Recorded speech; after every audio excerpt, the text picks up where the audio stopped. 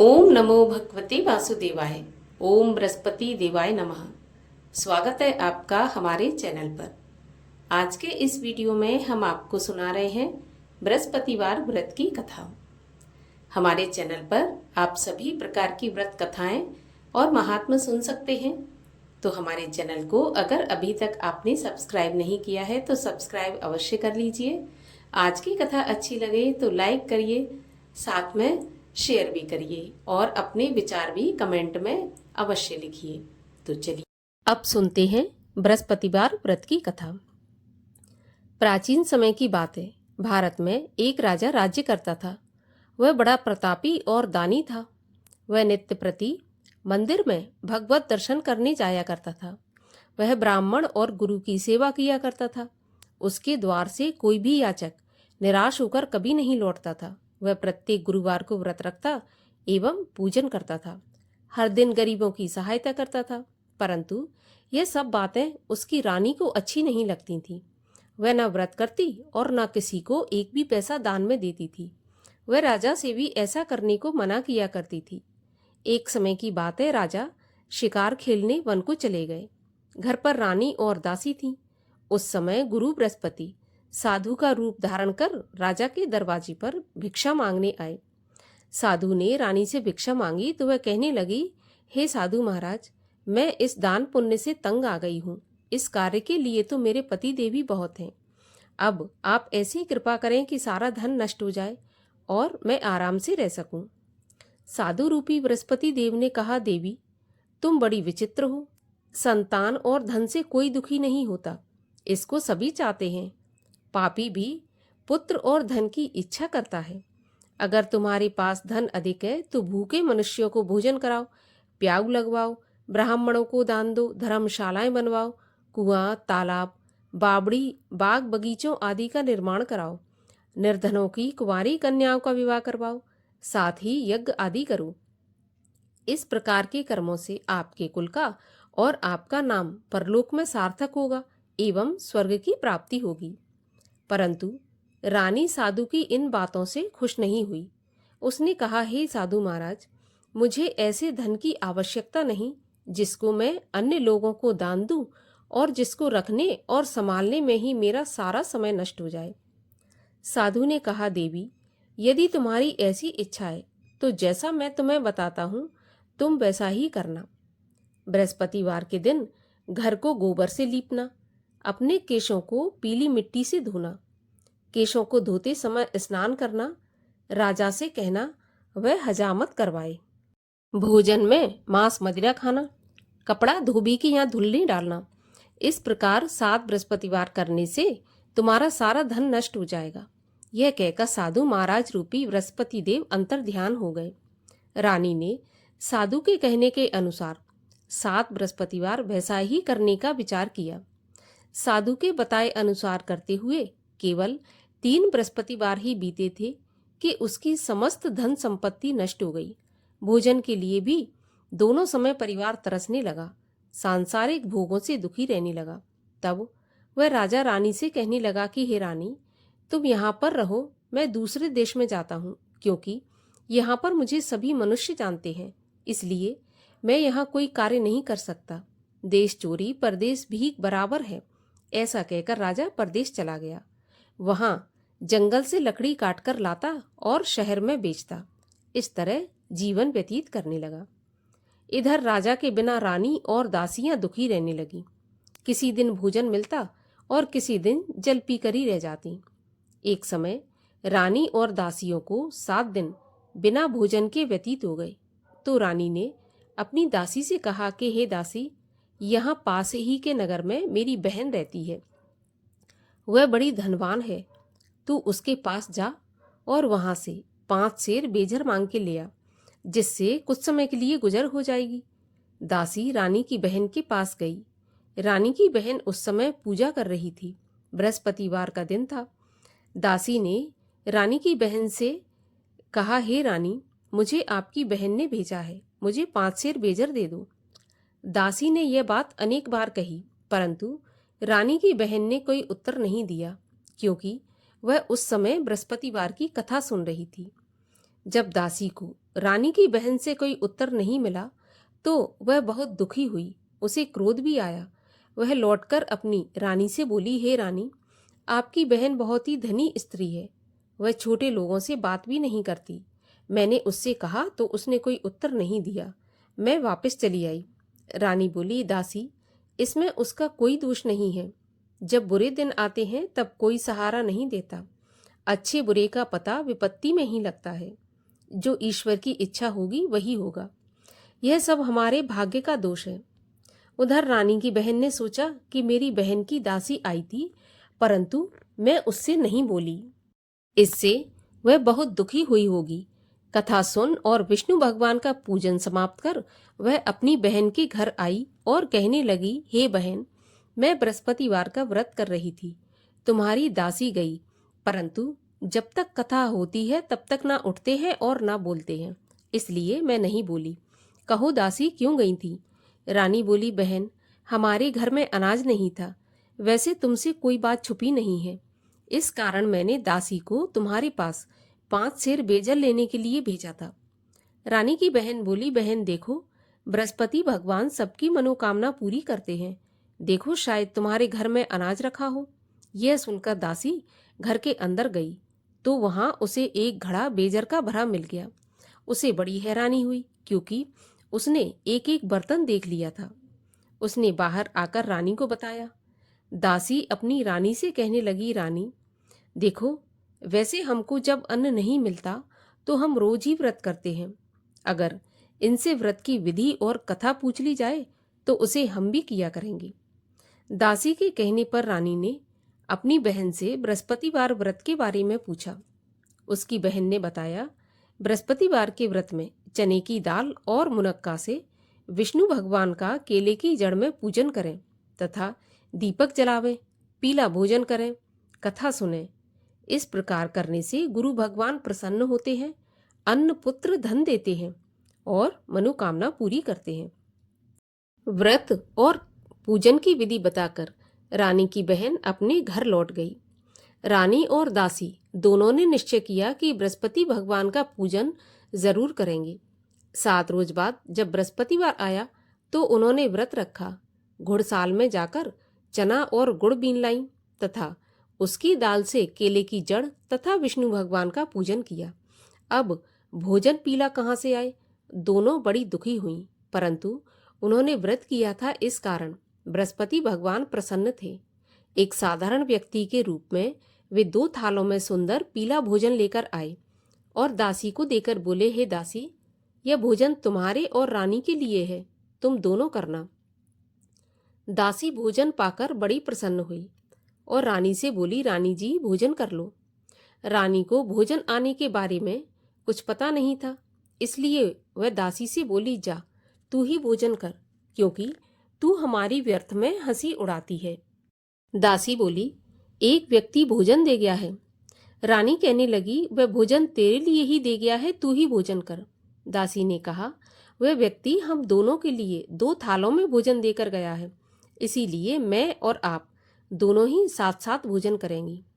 दोनों ने गुरु भगवान को नमस्कार कर भोजन प्रारंभ किया।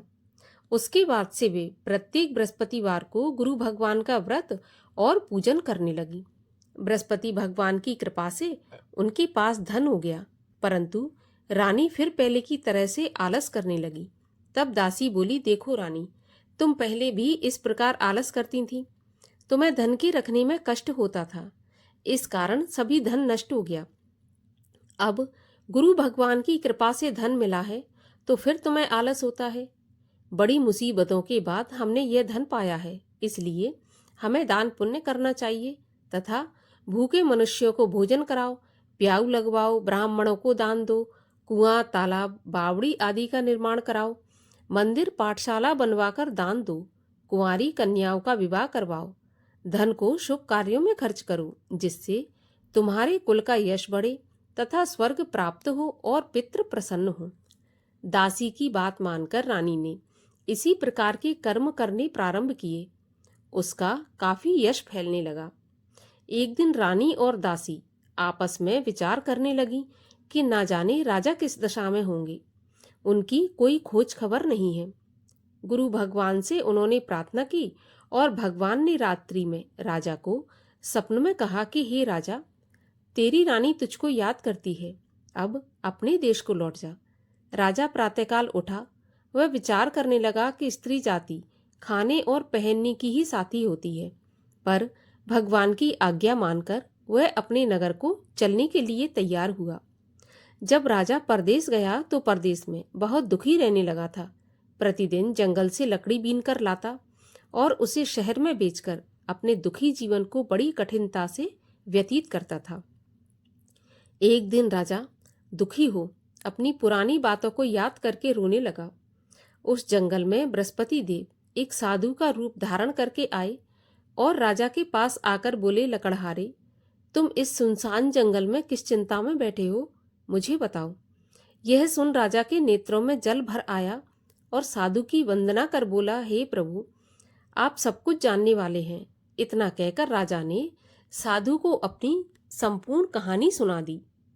महात्मा तो दयालु होते हैं।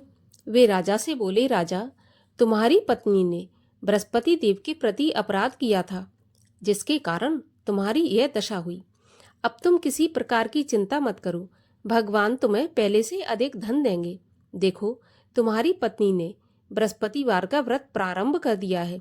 अब तुम भी बृहस्पतिवार का व्रत करके चने की दाल व गुड़ जल के लोटे में डालकर केले का पूजन करो, फिर कथा कहो या सुनो, भगवान तुम्हारी सब कामनाओं को पूरा करेंगे। साधु को प्रसन्न देखकर राजा बोला, प्रभु, मुझे लकड़ी बेचकर इतना पैसा नहीं बचता जिससे भोजन करने के उपरांत कुछ बचा सकूं। मैंने रात्रि में अपनी रानी को व्याकुल देखा है। मेरे पास कोई साधन नहीं जिससे उसका समाचार जान सकूं। फिर मैं बृहस्पति देव की क्या कहानी कहूं, यह भी मुझको मालूम नहीं है। साधु ने कहा, हे राजा, तुम किसी बात की चिंता मत करो। बृहस्पतिवार के दिन तुम रोज की तरह लकड़ियां लेकर शहर में जाओ। तुम्हें रोज से दुगना धन प्राप्त होगा, जिससे तुम भली भांति भोजन कर लोगे तथा बृहस्पति देव की पूजा का सामान भी आ जाएगा। और बृहस्पतिवार की कहानी इस प्रकार से है। प्राचीन काल में एक बहुत ही निर्धन ब्राह्मण रहता था। उसके कोई संतान नहीं थी। वह नित्य पूजा पाठ करता, परंतु उसकी स्त्री बहुत मलिनता के साथ रहती थी। वह न स्नान करती, न किसी देवता का पूजन करती। प्रातःकाल उठते ही सर्वप्रथम भोजन करती, बाद में कोई अन्य कार्य करती। ब्राह्मण देवता बहुत दुखी रहते थे। पत्नी को बहुत समझाते, किंतु उसका कोई परिणाम न निकलता। भगवान की कृपा से ब्राह्मण की स्त्री की कन्या उत्पन्न हुई। वह कन्या अपने पिता के घर में बड़ी होने लगी। वह बालिका प्रातः स्नान करके भगवान विष्णु का जप करती, बृहस्पतिवार का व्रत भी करने लगी। पूजा पाठ समाप्त कर स्कूल जाती तो अपनी मुट्ठी में जौ भर के ले जाती और पाठशाला के मार्ग में डालती जाती। वही जौ स्वर्ण के हो जाते तो लौटते समय उनको बीनकर घर ले आती थी। एक दिन वह बालिका सूप में उन सोने की जौ को फटककर साफ कर रही थी।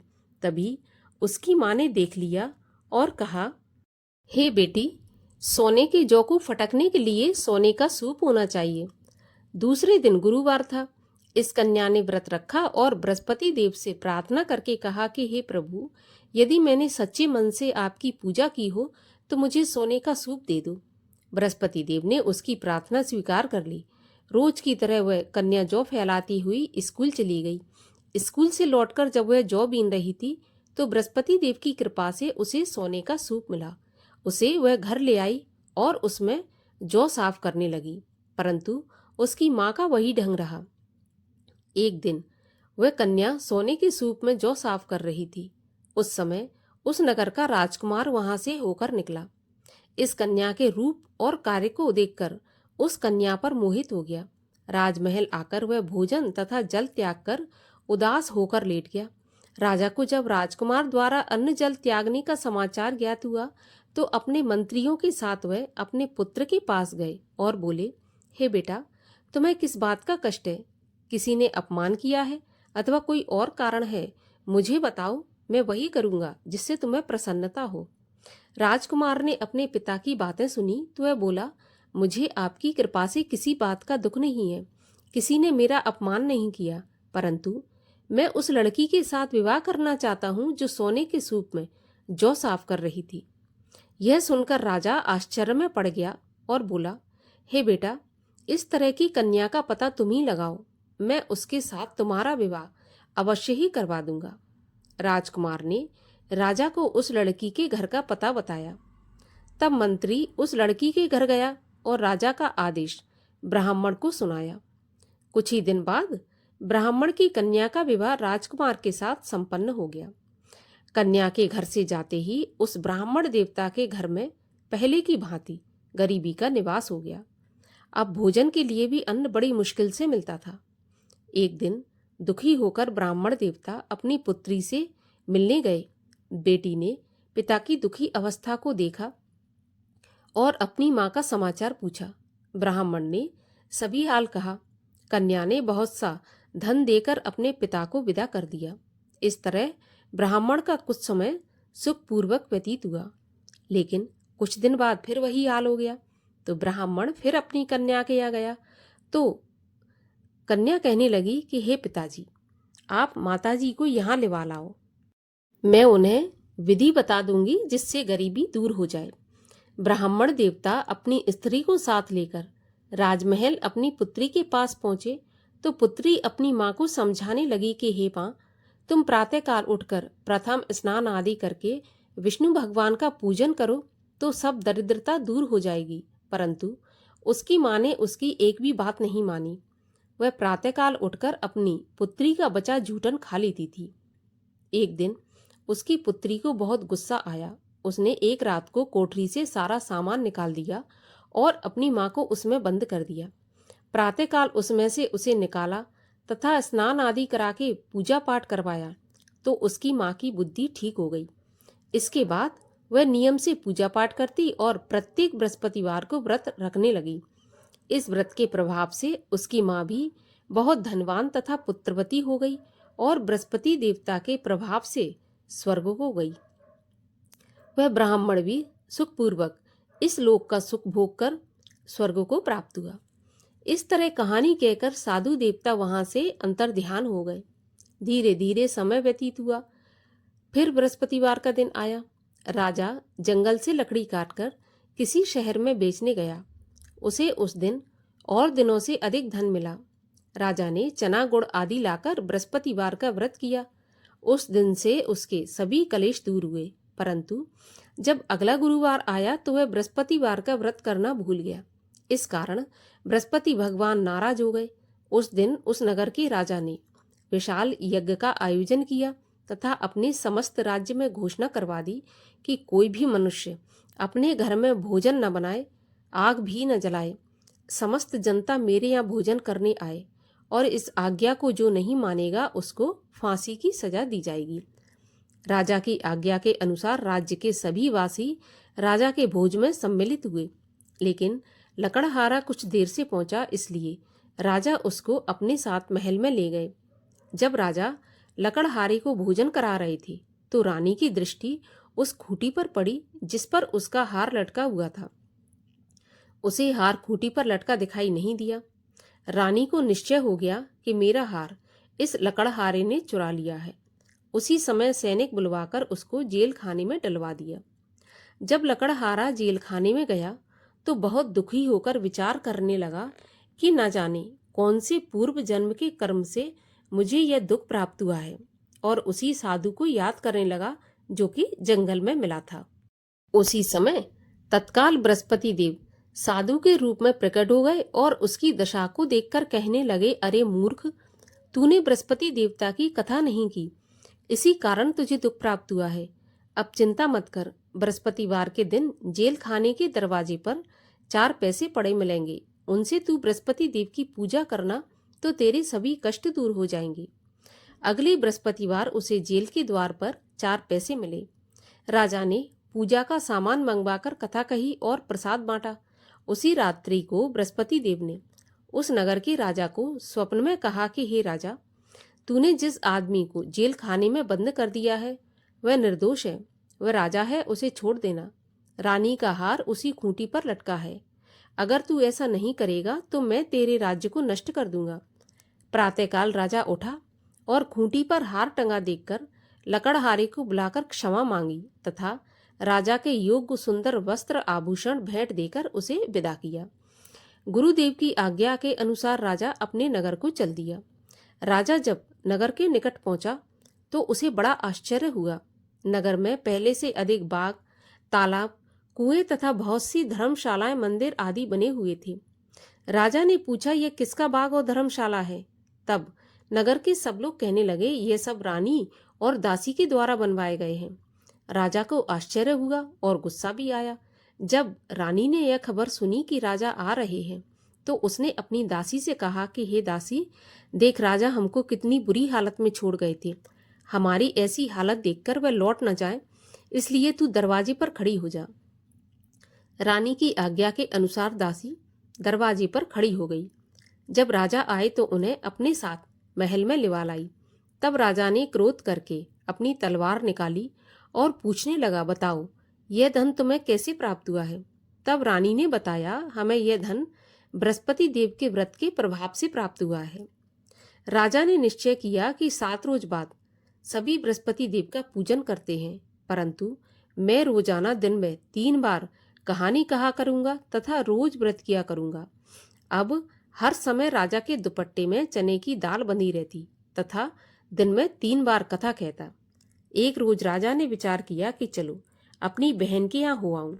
इस तरह निश्चय कर राजा घोड़े पर सवार हो अपनी बहन के यहाँ के चल दिया। मार्ग में उसने देखा कि कुछ आदमी एक मुर्दे को लिए जा रहे हैं। उन्हें रोककर राजा कहने लगा, अरे भाइयों, मेरी बृहस्पति देव की कथा सुन लो। वे बोले, लो, हमारा तो आदमी मर गया, इसको अपनी कथा की पड़ी है। परंतु कुछ आदमी बोले, अच्छा कहो, हम तुम्हारी कथा भी सुनेंगे। राजा ने दाल निकाली और कथा कहनी शुरू कर दी। जब कथा आदि हुई तो मुर्दा हिलने लगा और जब कथा समाप्त हुई तो राम राम करके वह मुर्दा उठकर खड़ा हो गया। राजा आगे बढ़ा। उसे चलते चलते शाम हो गई। आगे मार्ग में उसे एक किसान खेत में हल चलाता मिला। राजा उससे बोला, अरे भैया, तुम मेरी बृहस्पतिवार की कथा सुन लो। किसान बोला, जब तक मैं तेरी कथा सुनूंगा तब तक 4 हरैया जोत लूंगा।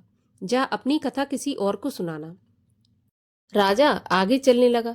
राजा के हटते ही बैल पछाड़ खाकर गिर गए तथा किसान के पेट में बहुत जोर से दर्द होने लगा। उसी समय किसान की पत्नी रोटी लेकर आई। उसने जब यह देखा तो अपने पुत्र से सब हाल पूछा तो बेटे ने सभी हाल बता दिया। बुढ़िया दौड़ी दौड़ी उस घुड़सवार के पास गई और उससे बोली, मैं तेरी कथा सुनूंगी, तू अपनी कथा मेरे खेत पे चलकर ही कहना। राजा ने लौटकर बुढ़िया के खेत पे जाकर कथा कही, जिसके सुनते ही बैल खड़े हो गए तथा किसान के पेट का दर्द भी बंद हो गया। राजा अपनी बहन के घर पहुंच गया। बहन ने भाई की खूब मेहमानी की।